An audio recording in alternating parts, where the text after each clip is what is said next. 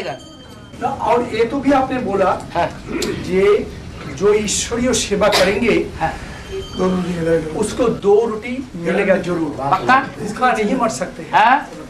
और एक बात है जे जोगी माने सहयोगी, जे जिसको जो भाई सपोज मधुबन में नहीं है, जो भाई मधुबन में नहीं है, बाहर है, लेकिन ईश्वरीय सेवा करते हैं, तो उनको जो भी 2 रोटी मिलेगा, सेवा करेंगे तो रोटी मिलेगा। तो 2 रोटी जो देगा वो तो परिवार से ही तो आएगा ना। और कोई जरूरी नहीं है क्यों किसी के सामने इशारे से भी भीख मांगे।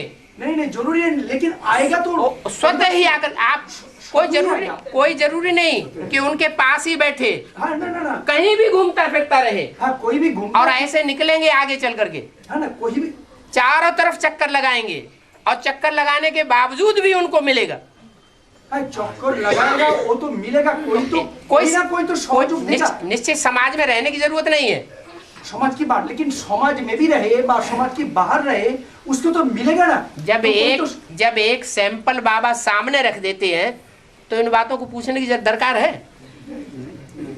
बाबा ने सैंपल सामने रख दिया, जब सैंपल सामने है तो ये बातें पूछने की दरकार ही नहीं रहती।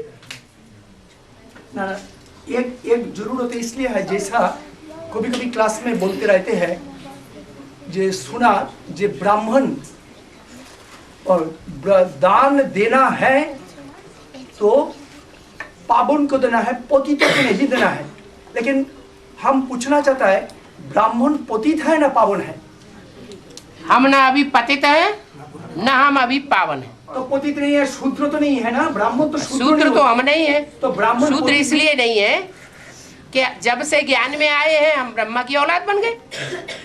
तो ब्राह्मण पतित से पावन बनने के लिए कोशिश करता है, बीच में है, ठीक है कि ना।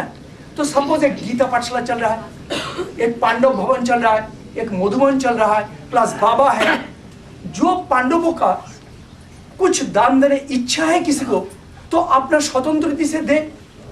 जैसा गीता पाठशाला चल रहा है, गीता पाठशाला में भी कोई चीज जरूरत होता है, तो जो भी कोई पांडव कोई ब्राह्मण गीता पाठशाला में दान देना चाहते हैं, कोई किसी को कोई भाई है जो ईश्वरीय सेवा में बहुत बिजी है, तो नौकरी टोकरी नहीं करते हैं, तो उनको कोई देना चाहते हैं तो दे सकता है, लेकिन मजबूरी नहीं है। सब बातें खत्म हो जाती हैं। जिसके हिसाब जिसके साथ बनना होता है वो अपने साथ अपना हिसाब किताब बनाता है।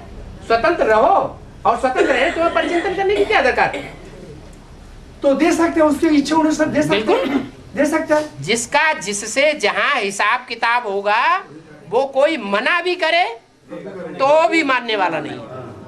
वो तो ठीक है बाबा, लेकिन ये भी हमने सुना कि कोई बाबा को पूछता है, बाबा इसको दान दे, कोई मेरे पास हम ये बोले कि बाबा अलग से कोई बात नहीं बता रहा। बाबा से अगर कोई पूछता भी है तो बाबा मुरली के जो पॉइंट्स हैं वो उनके पास लिख करके भिजवा देते हैं। मुरली के पॉइंट्स लिख करके उनके पास पहुंचते हैं। आपने करो, उनको अकल होगी तो अपने आप समझेंगे, नहीं अकल होगी तो नहीं समझेंगे। ठीक है बाबा, लेकिन क्या है जो हमारे सहयोगी, सपोज जो हमारे सहयोगी नहीं होना चाहिए, बाबा की सहयोगी है, लेकिन बाबा की सहयोगी साथ साथ जैसे गीता पाठशाला भी चलता है, पांडव भवन भी चलता है, मधुबन भी चलता है, तो सभी जगह में थोड़ा सहयोग देगा तो सब संगठन मजबूत होगा। मधुबन की चिंता आप छोड़ दीजिए, मधुबन की चिंता नहीं करना। आप मधुबन की चिंता इसलिए छोड़ दीजिए कि मधुबन जो है वो मधुसूदन का है। कोई पैसा इसलिए देता हो बहनों को कि हम तुम्हारा खर्च चला रहे हैं, तुम्हें दवाई के लिए पैसा नहीं मिल रहा है इसलिए हम दे रहे हैं, तुम्हें रोटी दाल नहीं मिल रही है, अच्छा खाना नहीं मिल रहा है, हम खा रहे हैं तुमको नहीं मिल रहा है, तो वो अपने घर में रखे। बाबा ने जब से ज्ञान में चले तब से लेकर अभी तक भी किसी से कुछ मांगा नहीं, और आगे भी मांगने की दरकार नहीं पड़ेगी। ये तो सच्चा यज्ञ है। मांगने की तो ब्राह्मण परिवार में बोल दिया मांगना नहीं, मांगना से मरना बात, लेकिन ऑटोमेटिकली कोई सहयोग देगा तो सहयोग रुकना क्यों चाहिए? गलत बात है। किसी को क्यों रोकना और किसी को क्यों कहना? सारा ज्ञान तो बाबा ने मुरली में दे दिया, सब कुछ बता दिया।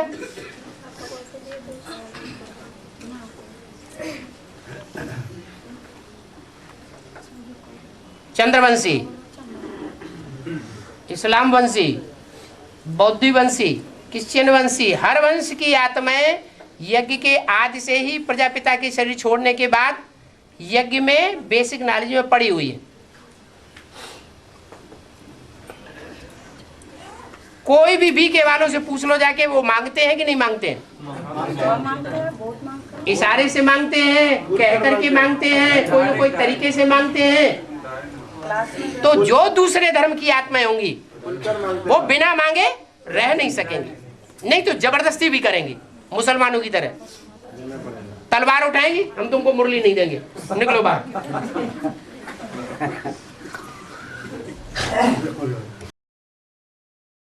और बोल रहे उस समय तो भाई लोग जाएंगे तो पालना देंगे क्या बाबा? कहाँ? जब भाई लोग आत्मा को पालना देने की जरूरत होती है?